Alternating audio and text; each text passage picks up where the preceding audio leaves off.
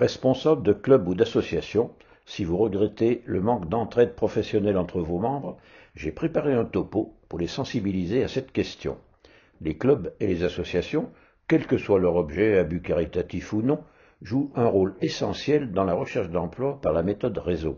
Encore faut-il en avoir compris le principe et surtout les nouvelles formes d'entraide professionnelle dans une société en profonde mutation.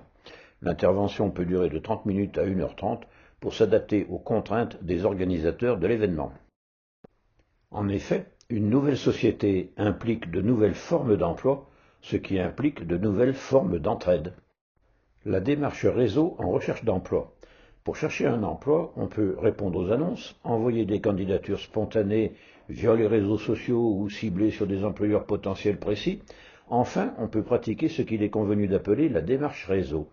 Plus on descend sur ce schéma, plus la démarche est impliquante, mais plus elle est efficace. L'entraide concerne aujourd'hui 3 types de populations. Bien sûr, ceux qui ont perdu leur emploi ont toujours besoin d'aide, mais un grand nombre de salariés souffrent dans leur emploi, et les indépendants, par choix ou par nécessité, ont souvent de grosses difficultés à percer. D'abord ceux qui sont sans emploi. Pendant les 30 Glorieuses, ceux qui avaient perdu leur emploi s'appelaient chômeurs. Après mai 68, on les a rebaptisés demandeurs d'emploi. Depuis l'an 2000, ils ont tout intérêt à se poser en offreurs de services, et ça modifie un peu la manière de les aider. Il convient d'aider à rebondir ceux qui ont le plus besoin d'aide. Je présente une typologie des personnes difficiles à aider et quelques idées de solutions adaptées à chacun des cas. Au-delà des chômeurs, il convient aujourd'hui d'aider tous ceux qui souffrent dans leur emploi.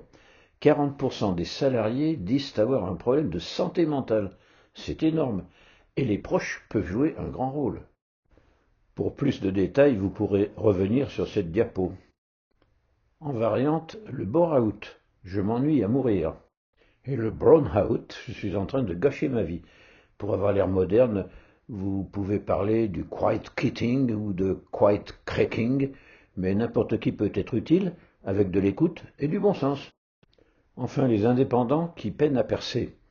La vie dans les grandes entreprises étant devenue ce qu'elle est, un nombre chaque jour plus grand de salariés choisit l'indépendance. 15% des actifs aujourd'hui, 50% bientôt. Beaucoup ont du mal à amorcer la pompe, et ça ne marche que grâce au réseau. Bien comprendre le changement de société, il convient de bien observer la société actuelle sous le bon angle. Sommes-nous en crise ou en renaissance, plus proche de la future société que de l'ancienne?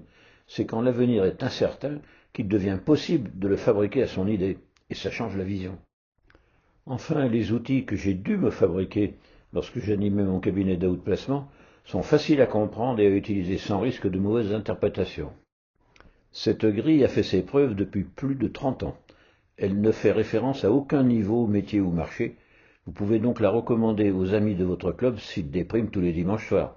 Ça va les aider à identifier les sources de leur malaise et à comprendre ce qu'ils doivent préserver et ce qu'ils doivent changer dans leur prochain emploi.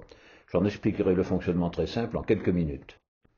Confectionner mon emploi sur mesure.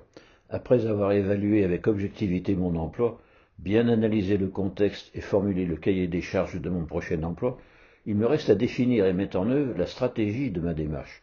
L'approche volontariste qui définit un projet précis est très connue.